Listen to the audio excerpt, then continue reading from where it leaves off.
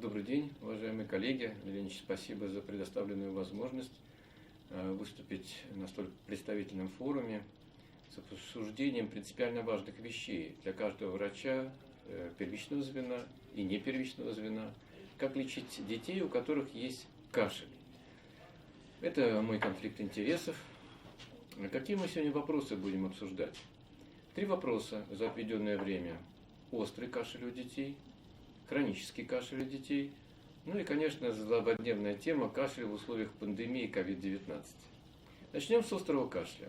Для того, чтобы дальше нам с вами обсуждать эту проблему, я хотел бы с вами остановиться на дефинициях, на тех общепринятых в медицинской среде представлений, как мы должны общаться между собой. Что такое острый кашель? Острый кашель – это кашель, который длится до 2 недель. Затяжной кашель у детей. Этот кашель длится от 2 до 4 недель. Есть понятие хронический кашель. У детей он длится более 4 недель. Обратите внимание, пожалуйста, на следующее определение. Специфический и неспецифический кашель.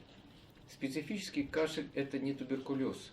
Специфический кашель – это кашель, который вызван определенным конкретным заболеванием. А если кашель связан с каким-либо, не связан с каким-либо конкретным заболеванием, непонятно, то тогда говорится слово неспецифический кашель.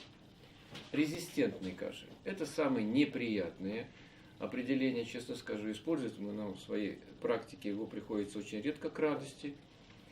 Это кашель, который мы не можем понять, в чем проблема, и он не прекращающийся в результате проводимого нами лечения. Напомню несколько слов о физиологии этого кашля. Кашель – это действительно очень быстрый выдох, в результате которого трахеобронхиальное дерево действительно очищается каких-то частиц. Это может быть слизь, это может быть инородное тело. Это часто очень жалоба, с которой к нам приходят пациенты, иногда единственная жалоба. И самое важное понимать, что кашель – это симптом, и он является проявлением как легочных, так и нелегочных каких-то органов и систем поражения. Хочу сказать, что рецепторы кашлевые располагаются очень во многих органах. И надо об этом помнить каждый раз врачу, когда он сталкивается с этой жалобой. Это может быть не только носоглотка, это не трахея и не только крупные и средние бронхи. Но это может быть рецепторы плевры, это может быть слуховой проход, это может быть область средостения, где изменения тех или других органов средостения могут привести к тому, что ребенок будет кашлять, а родители придут к вам с жалобами именно на это. Это может быть патология желудочно-кишечного тракта. Надо четко понимать, что рецепторы кашлевые есть везде. Каким образом происходит возникновение кашля? Все тоже достаточно понятно и хорошо изучено. Когда происходит раздражение кашлевых рецепторов, то по соответствующим нейронным путям отправляется эта информация в продолговатый мозг, центр кашлевой. Оттуда связан с основным генератором дальше кашля, который дает свою команду, моторные обычные команды, которые отправляются по соответствующим нервным стволам к мышцам, которые приводят к тому, что возникает вот это спастическое движение. Очень важно понимать, что есть у нас с вами разные рецепторы. Они есть медленно проводящий сигнал, быстро проводящий. Это зависит от наличия миелинизации этих нервных волокон или нет. У нас есть быстрые рецепторы, это механорецепторы, есть медленные, это хеморецепторы, С-волокна. Что является ключевыми факторами, которые могут привести к раздражению этих рецепторов? Понятно, что это могут быть различные механические частицы, но, может быть, в данной ситуации, сегодняшней ближе теме, мы будем говорить о различных воспалительных факторах, которые приводят к тому, что происходит раздражение. Помимо этого, конечно, мы знаем прекрасно, что ребенок может отреагировать, например, на запах табачного дыма, он может прекрасно отреагировать на различные моющие средства, запах моющих средств или каких-то химикатов, которые разбрызганы. То есть температура, изменение влажности. Все это является факторами, которые могут привести к возникновению кашля у ребенка. Если это острый кашель у детей, то, согласно мнению наших уважаемых американских коллег, большинство является все-таки причиной вирусные заболевания. Именно вирусные инфекции верхних дыхательных путей являются ключевым фактором, который чаще всего и вызывает острый кашель у детей.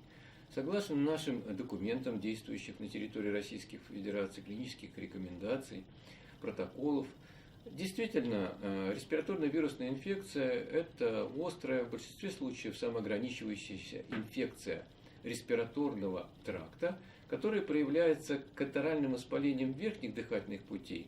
И протекает она с различными симптомами, куда входит лихорадка, насморк, чихание, кашель, боль в горле, нарушение общего состояния разной степени выраженности. Среди факторов, которые вызывают вирусов, среди факторов, которые могут привести к возникновению воспаления верхних дыхательных путей, это, конечно, вирусы имеют первостепенное значение. Это риновирус, РС-вирус, вирус гриппа, парагриппа. Инфекционный микробный фактор встречается реже. Ну, ключевым игроком, конечно, на этом поле является среди вирусов риновирус человека. И есть два серотипа, которые являются ключевыми. Это серотип А, серотип С, которые доминирующие среди всех респираторных симптомов у детей. И мы знаем про вот это весенние, осенние подъемы респираторных заболеваний, которые имеют свои особенности и закономерности. Когда ребенок заболевает респираторной вирусной инфекцией, мы понимаем, что симптоматика четко определена, как я уже говорил, и здесь она имеет разные по времени длительности. Ну вот, наверное, кашель – это самая такая сложная проблема, с которой сталкивается доктор, потому что она затягивается обычно до 2 недель. Почему и считается в определении острого кашля срок как раз 2 недели. Это, ну, в общем, так может протекать респираторно-вирусная инфекция. Когда мы говорим о терапии неспецифического кашля у детей, то мы должны четко понимать, что препараты надо использовать лишь те, которые реально имеют доказательства о своей эффективности.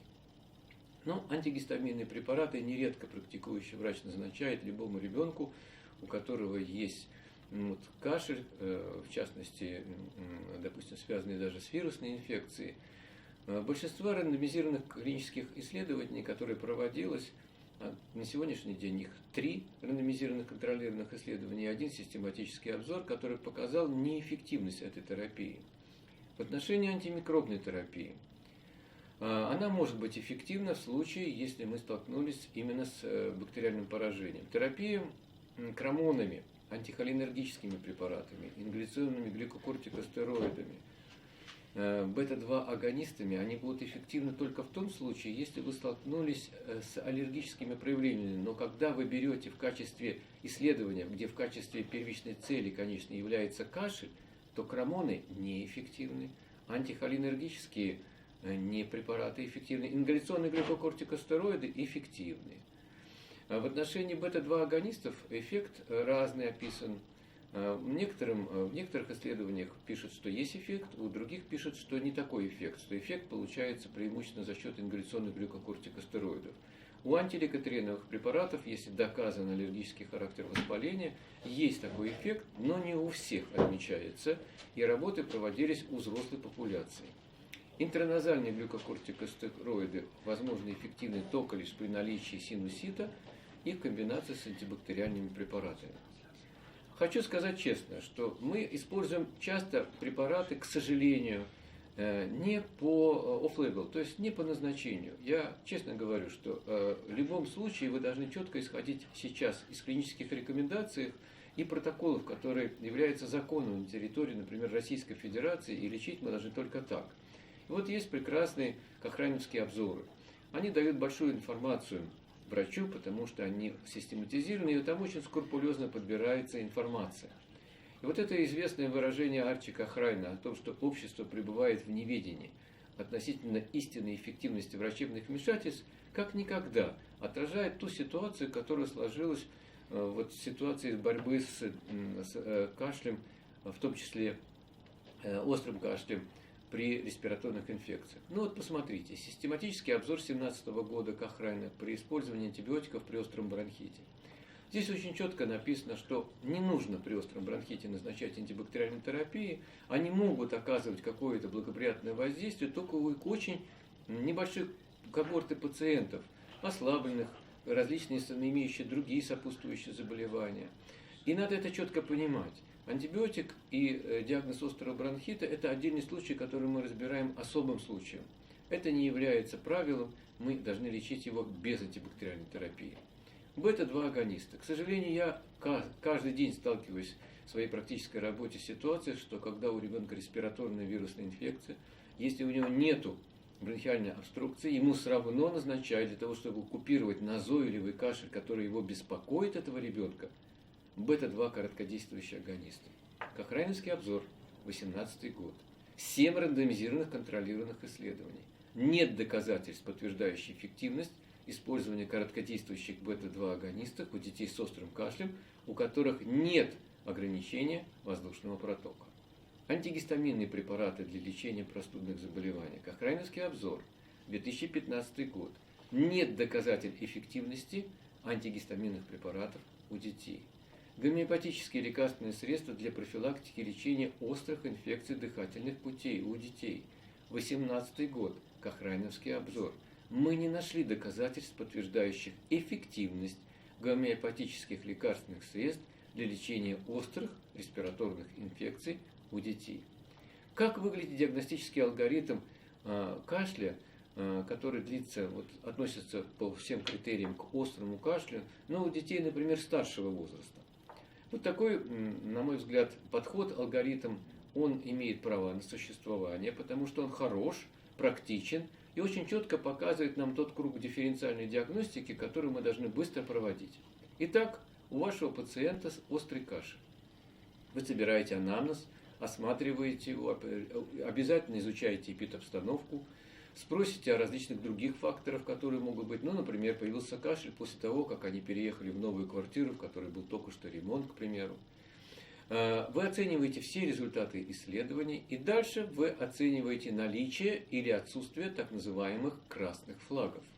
К красным флагам относятся высокая температура, наличие проявлений других, помимо кашля, других симптомов очень важных, например, кровохарканье, появление у пациента не только кашля, но и одышки, особенно в покое, потеря веса, наоборот, наличие периферических отеков, повышение веса, рвота, неоднократные повторяющиеся пневмонии доказаны, изменения рингологических каких-то функциональных исследований. Это все красные флаги, которые позволяют нам с вами разобраться очень быстро в том, что эта ситуация опасна для жизни, и мы должны исключать ряд заболеваний. Это может быть пневмония, это может быть обострение бронхиальной астмы. У взрослых, и не у детей уже, а у взрослых это может быть хобл, тело, это может быть проявление сердечной недостаточности у детей и взрослых, или другие серьезные заболевания. Цель одна. И лечить надо не кашель, а надо лечить ту болезнь, которая вызвала этот симптом. А если другая ситуация, если это не опасно, не получается для жизни диагноз, то дальше мы должны разобраться, есть или нет инфекции. Верхние дыхательные пути или нижние дыхательные пути. Если это острый бронхит, мы уже поняли. Мы не будем лечить его антибиотиками. Мы обязательно должны исключить коклюшную инфекцию, которая, к сожалению, очень часто пропускается вовремя. Мы должны подумать всегда о туберкулезе. Об этом тоже надо думать, потому что мы, к сожалению, сталкиваемся с ситуациями, когда дети даже погибают от не вовремя поставленного диагноза. А если нет этих причин, то мы думаем об обострении ранее существующих заболеваний. Это может быть астма, это какие-то, может быть, врожденные или наследственные бронхолегочные заболевания. Это может быть, например, постназальный дрипп-синдром, затек, синдром такого затека и другие заболевания.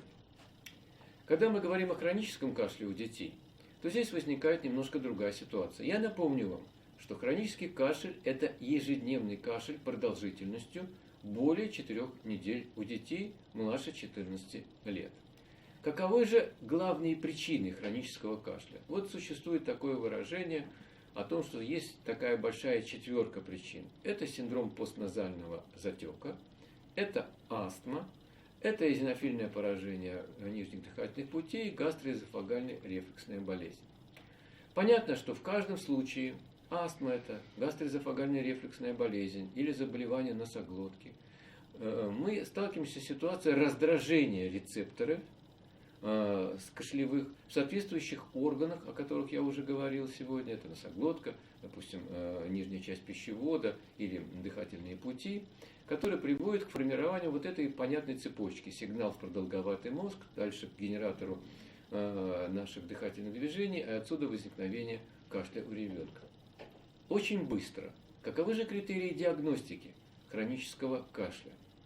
Ну, когда вы сталкиваетесь с ситуацией, да, когда кашель связан с поражением верхних дыхательных путей, мы должны четко понимать, что нередко мы при сборе анамнеза находим наличие различных выделений. При этом мы должны понимать, что это затек идет по задней стенке глотки. Это очень важно.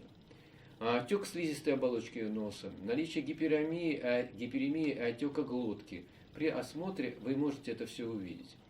Если это проявление, допустим, аллергического ринита, то здесь будет эффективно, например, антигистаминные препараты. Если это связано с какой-то другой причиной, не аллергической, то здесь будет эффективен физиологические растворы, доназальное введение, которым промывается, несколько уменьшает вот эти выделения.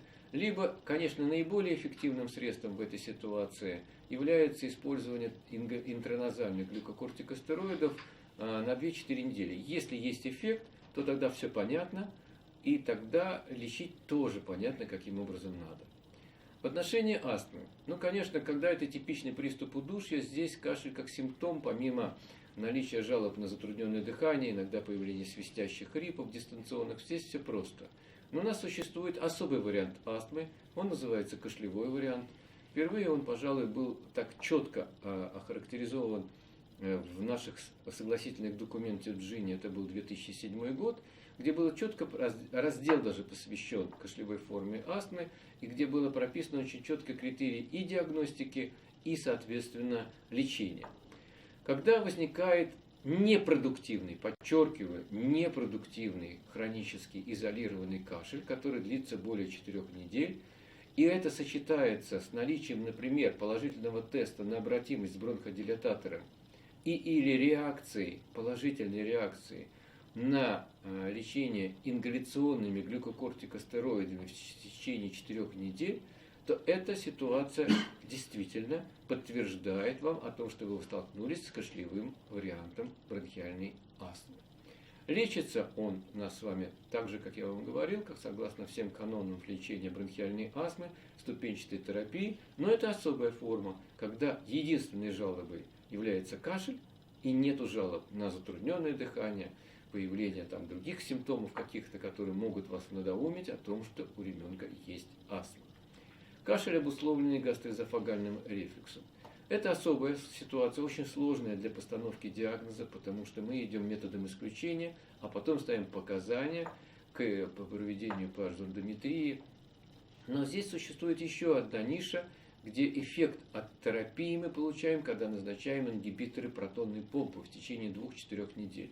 Это действительно работает, и реальная клиническая практика показывает, что этого иногда бывает достаточно для того, чтобы подтвердить диагноз. Таким образом, когда мы обсуждаем с вами в целом этиологический характер причин формирования хронического кашля, то понимаем, что большая часть из них связана с заболеваниями верхних дыхательных путей, не вовремя поставленный диагноз кашлевого варианта астмы, ну и, конечно, это гастроэзофагальная рефлюксная болезнь, другие поражения. Я хотел бы обратить внимание еще на небольшой процент, но очень важный. Это так называемый дыхательный невроз. Дыхательный невроз нередкая форма ситуации, особенно в наше тяжелое время, когда дети, начиная, по-моему, с 4 класса уже, начинают писать всероссийские проверочные работы, они готовятся к ним, они нервничают. При этом нагрузка на ребенка идет очень большая, кто-то изучает 3 языка, кто-то ходит еще дополнительно в 4 секции. И, конечно, в этой ситуации у ребенка возникает, по сути дела, дыхательный невроз. Это, естественно, вот это подхекивание и подкашливание, которое вы замечаете, пока вы собираете анамнез. Это очень хорошее подспорье к тому, чтобы разобраться в истинной причине жалобы на кашель. Какой у нас с вами существует алгоритм диагностики и лечения детей с хроническим кашлем? Подробная история болезни необходима. И подобный особенный анамнез позволит очень быстро сузить круг дифференциальной диагностики. Конечно, нас интересует клиническая картина кашля, характер кашля. Иногда мы диагноз кашля, причин кашля ставим, например, порога, когда есть соответствующие четкие критерии того, что, например, это, допустим, спонтанно возникающий вот такой спазматический кашель с репризами. Ну, что ж тут гадалки-то ходить? Понятно, что вы столкнулись с коклюшной парой, коклюшной чаще всего инфекцией. Но бывает ситуация другая. Поэтому мы собираем очень четко анамнез, собираем эпианамнез, мы собираем, пытаемся выявить поражение не только легких, но и других органов и систем при осмотре. Нередко прибегаем к рентгенографии грудной клетки и выполняем спирометрию. Ну, у детей старше 5 лет это обычная спирометрия, у детей старше 3 лет уже появилась возможность проведения осциллометрии, а сейчас достаточно широко в стране используется и бодиплетизмография. В результате у нас возникает два возможных пути. Либо эти симптомы четко понятного заболевания обнаружены, конкретное заболевание установлено, и мы назначаем соответствующее лечение. Либо эти конкретные симптомы, которые есть, заболевание не позволяет нам разобраться, и конкретное заболевание не установлено, и тогда дальше ключевым моментом является деление всего этого потока на две большие группы. Те дети, у которых есть влажный так называемый кашель, и сухой кашель. Когда вы сталкиваетесь с влажным кашлем, который может быть продуктивным, непродуктивным, вы пытаетесь провести ряд исследований, которые вам подскажут. Но если, например, посевы вам не дали никакого результата, то в этой ситуации, согласно одному из последних документов Европейского респираторного сообщества, они рекомендуют назначить антибактериальную терапию, если вы рассматриваете его как затяжной бактериальный бронхит. Ну, если есть эффект, то, понятно, дальше ребенок лечится и заканчивается на этом. А если нет эффекта, то тогда мы должны продолжить обследование с использованием различных самых методов для того, чтобы установить истинную причину заболевания. Когда вы столкнулись с сухим кашлем, то здесь первое, что надо сделать, исключить воздействие ирритантов. Если их нету, то тогда мы проводим аллерготестирование и исключаем возможные инфекции. Наблюдаем в течение 4 недель. Если спонтанное исчезновение, значит, слава тебе Господи, все хорошо. А если нет, то тогда мы продолжаем обследование, и в этой ситуации рекомендовано назначить на 4-8 недель ингаляционные глюкокортикостероиды в качестве пробного лечения. Если исчез кашель на этом фоне, значит понятно, что вы столкнулись с аллергическим поражением дыхательных путей, и путь понятен. А если продолжается, к сожалению, надо продолжить дальше дифференциальную диагностику, чтобы установить причину заболевания. И последний вопрос, который я сегодня хотел с вами, уважаемые коллеги, обсудить, это кашель в условиях пандемии COVID-19. Это серьезный вызов для нас с вами. Понятно, что у детей это заболевание протекает иначе, чем у взрослых. Мы это все знаем, тонкости, нюансы. Сегодня я не об этом хочу поговорить. Я сегодня хочу немного поговорить о постковидном синдроме. Постковидный синдром, согласно определениям, которые пока сейчас существуют в таком виде, это патологическое состояние после перенесенной коронавирусной инфекции, когда симптомы сохраняются более 12 недель при условии отсутствия альтернативного диагноза. Много ли мало у нас таких людей, которые жалуются на наличие тех или других постковидных проявлений? Достаточно много. Переболевших больных ковидом это 10, 15, 20%. Эти симптомы сохраняются достаточно долго. Кто-то в течение нескольких месяцев, а кто-то и более. После перенесенной инфекции будет приходить к нам с жалобами на ту или другую причину. Поэтому в грубой форме их можно разделить на 3 большие группы. Это так называемые те жалобы, которые короткие, ковид, так называемый, прошло заболевание, нет никаких жалоб. Но это может быть постострый ковид, тогда, когда есть у нас с вами 3 недели. Или такой затяжной или хронический ковид, когда есть 12 недель. Это очень важно понимать. Какие жалобы наиболее часто бывают? Ну, самыми частыми жалобами все-таки на проявление ковида это является усталость, диспноя. Через 60 дней от момента начала заболевания. Это могут быть какие-то неприятные ощущения в груди. И кашель, как вы видите, это частая жалоба многих пациентов, и взрослых, и детей, на то, что несмотря на то, что у них есть отсутствие, то есть у них нет уже микробиологического подтверждения наличия коронавируса, а симптомы какие-то сохраняются.